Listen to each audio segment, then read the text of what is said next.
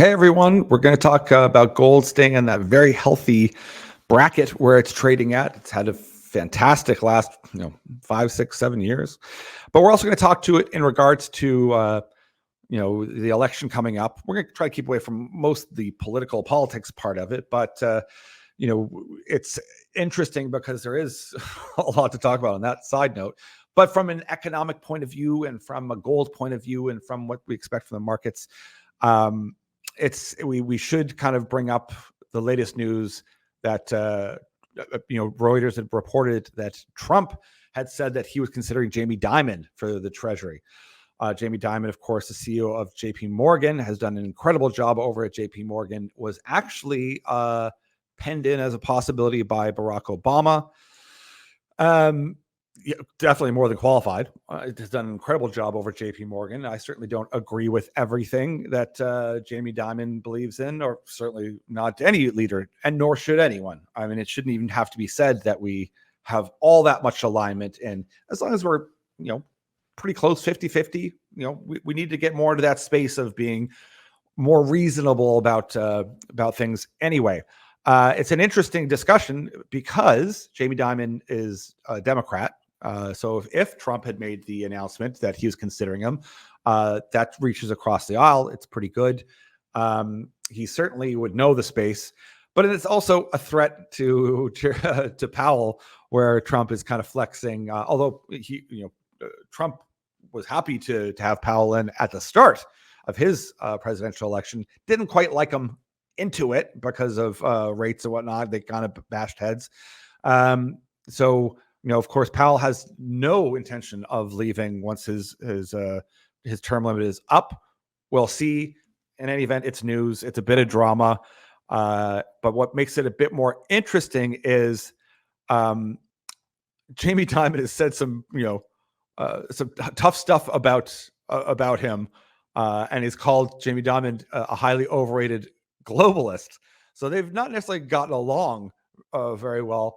But at the same time, there's a quote here from Jamie Dimon, and it's worth stating. He said, "Take a step back, be honest. He, Trump, was kind of right about NATO, kind of right about immigration. He grew the economy quite well. Trade tax reform worked. He was right about some of China. He wasn't wrong about some of these critical issues." So that's actually huge praise coming from someone like Jamie Dimon, who is a Democrat as well. And once again, this is not to promote one side or the other. It's just that there is change coming. It's certainly in Canada, we know change is coming.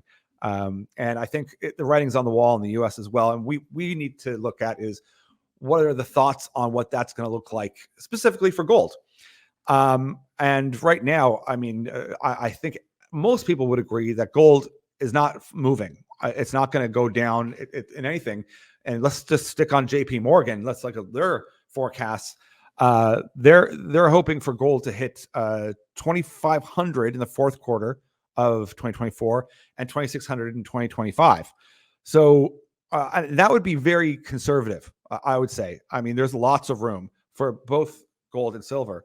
But that acknowledgement by JP Morgan should give people a little bit of stability in their decision making as holding gold, because regardless of who takes in power, the money's already being spent. Trillions and trillions were printed and spent. That's done. It's unlikely either side is going to come in and come to like hard and go, we need to fix all this. Some of it's arguably unfixable. So what the solutions are going to be, we'll wait and see.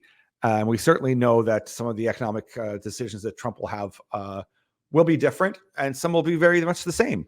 But that will have, either way, will have a positive effect on gold, regardless. And it doesn't, whether it's Kamala who gets in, certainly gold is going to go through the roof.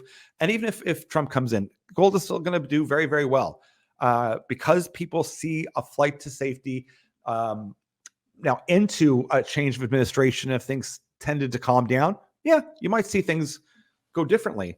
But even rates coming down is more advantageous towards gold as well. So we see in gold that it is, to know surprise, led by China. It's central banks that are the main buyers of gold. And that's whenever I talk to people, is just like your own individual relationships, the talking part isn't as useful as the actual actions.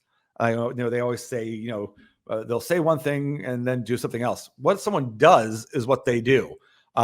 So you listen less and watch more for what the actual result is. So we see that these countries, especially the BRICS nations, are piling up on gold. There's a reason for that.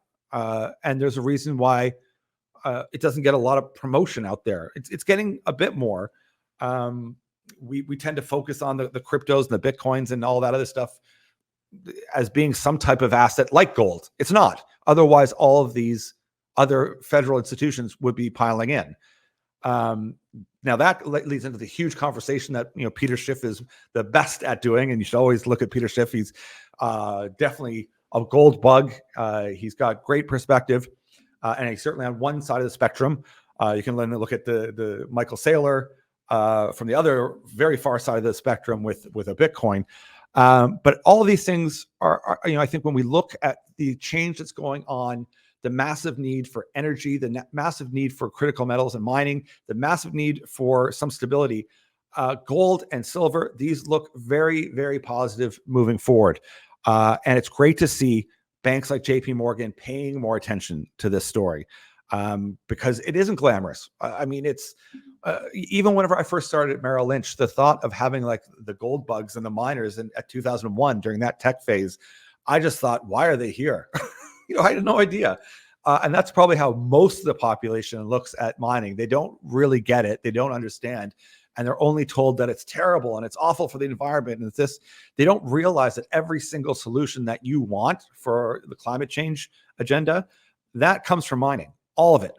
All those critical metals comes from mining. And that I'll wrap up just quickly because there's lots to debate and talk about and share ideas about.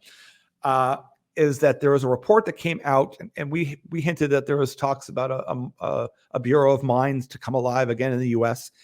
I believe the last mine was 2002. I just saw something come out today, and the average span between finding a deposit and then production in the U.S. to making a mine is 29 years. It's the second worst on the planet, next to Zambia. It's 34 years. That's a long time. If you're desperately needing critical metals and you believe in supply chain and that you maybe shouldn't be shipping things on bunker fuel on tankers across oceans to China to process to send right back. If you want to build up a chip sector, a nuclear reactor, an energy narrative, solar batteries on it, that means you need a ton of critical metals and resources. And that means, like for the US, permitting needs to come down to like a couple years. Not 29. In Canada, they say it's roughly 17 to 19, somewhere around there. Once again, what you really need to do if you want to measure up and align what people are saying about climate and the need for all these solutions is not matching up with the business. It just simply is not. Now, that could be marketing. It could be a lot of different reasons, but you don't see what you'd have to see, which is massive investment into mining, to junior mining, which is the R&D, to try to get these resources to end users. We just see a lot of talk about chips and solar farms. Both of those things require immense amounts of this new energy and immense amounts of critical metals that are just simply not going to be there. And the more that we can come to terms with that, the better. And also, the more we get away from the not in my backyard attitude, the better as well. You want to have a say. You want to have it in your state where you can say, this has to be done to this standard and I demand it. If you just leave it for going somewhere offshore where you don't have to think about it anymore, then you don't believe in the climate narrative. You don't. So there has to be some honesty that comes into the conversation. Love to have that conversation with you. Reach out to us, tell us your thoughts, and let's chat some more.